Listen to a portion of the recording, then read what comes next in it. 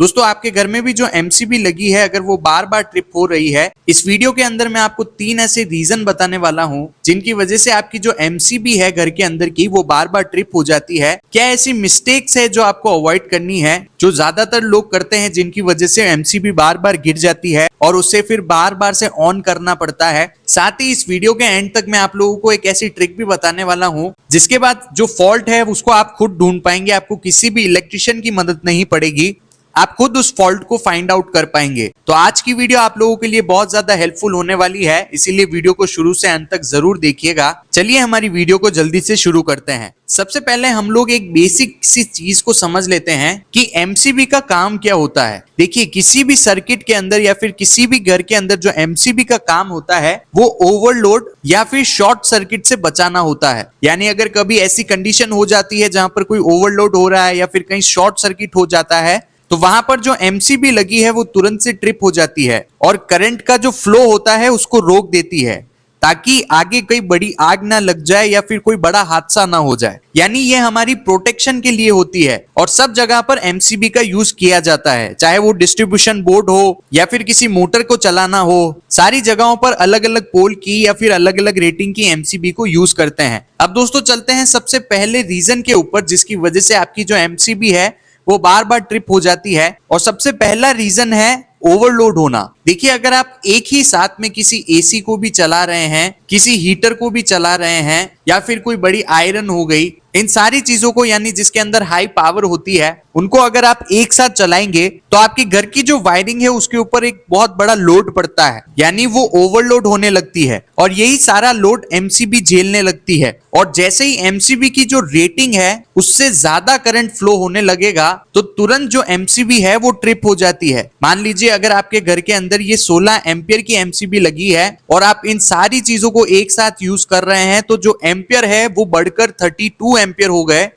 तो उस सिचुएशन में जो 16 एम्पियर की एमसीबी है वो तुरंत से ट्रिप हो जाएगी, यानी ये ओवरलोड की कंडीशन होती है। एक नॉर्मल जो 10 एम्पियर की एमसीबी होती है वो लगभग 2200 वॉट का करंट हैंडल कर पाती है और जो 16 एम्पियर की एमसीबी होती है वो लगभग 3500 वॉट का करंट हैंडल कर पाती है। ये सारी वैल्यूज अप्रोक्सीमेट होती है और इसी के हिसाब से जैसे जैसे एमसीबी की साइज बढ़ती जाती है वो उतना करंट हैंडल करने लगती है। तो यही सबसे पहला रीजन होता है ओवरलोड की कंडीशन, जिसकी वजह से आपकी जो एमसीबी है वो बार बार ट्रिप हो रही है। इसीलिए आपको चेक करना है कि आपको सारे जो बड़े अप्लायंसेस है जिसके अंदर कोई एलिमेंट लगा है या फिर कोई हीटिंग एलिमेंट लगा है उनको एक साथ नहीं चलाना है। या तो आप अपने घर के जो एमसीबी लगे हैं डिस्ट्रीब्यूशन बोर्ड में उनको अपग्रेड करिए, अगर वो छोटे वैल्यू के लगे हैं तो उनको बड़ा लगाइए ताकि ये जो लोड है वो एक साथ चल पाए।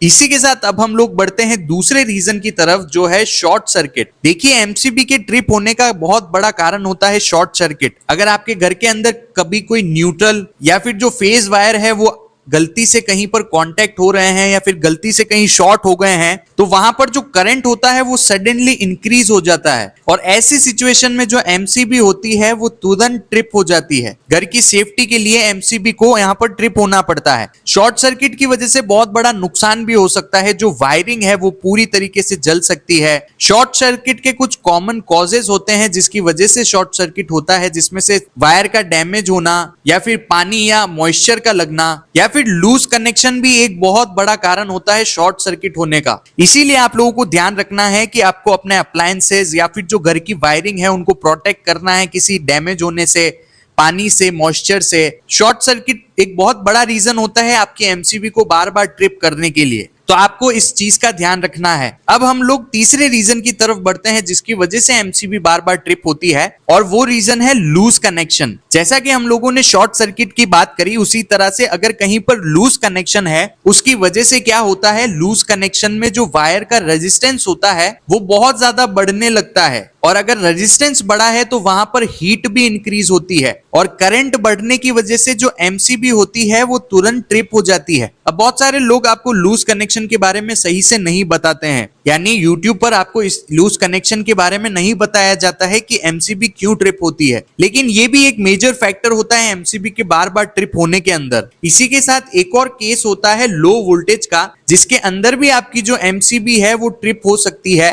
क्योंकि लो वोल्टेज के अंदर भी जो करंट होता है वो इंक्रीज होता है। तो अगर आपको अब कभी ऐसा लगता है कि आपके घर के अंदर लो वोल्टेज आ रहे हैं तो आपको अप्लायंसेस को ऑफ कर देना चाहिए, या तो अपनी वायरिंग को या फिर जो मेन सप्लाई आ रही है वहां से आपको चेक करवाना पड़ेगा। अगर लो वोल्टेज के अंदर आप अप्लायंसेस को चलाएंगे तो हो सकता है वो डैमेज भी हो जाए, और MCB के ट्रिप होने का भी ये एक रीजन होता है। अब बात करते हैं कुछ मिस्टेक्स की जो आपको अवॉइड करनी है, जिसमें से सबसे पहली चीज होती है कि सारी चीजों को एक ही बोर्ड के अंदर चलाना। देखिए, अगर आप अलग अलग अप्लायंसेस यूज करते हैं तो कोशिश करिए कि आप अलग अलग बोर्ड पर उनकी सप्लाई को दें।